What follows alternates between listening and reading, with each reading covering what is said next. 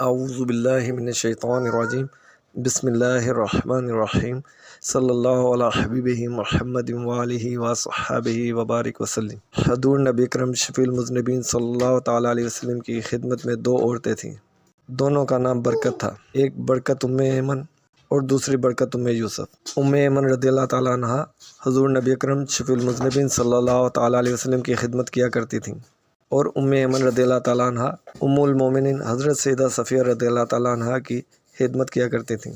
ام ایمن رضی اللہ تعالیٰ عنہ سے روایت ہے، آپ فرماتی ہیں حضور خاتم النبیین صلی اللہ تعالیٰ علیہ وسلم کی چارپائی کے نیچے ایک پیالہ رکھا ہوا کرتا تھا۔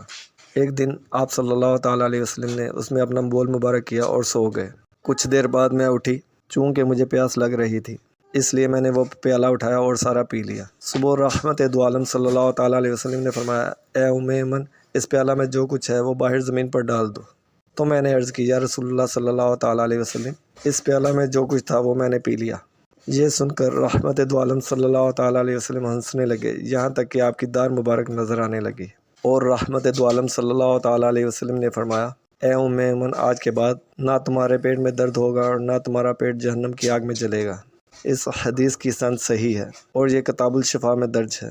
صلی اللہ علیہ حبیبہ محمد وآلہ وصحبہ وبارک وسلم۔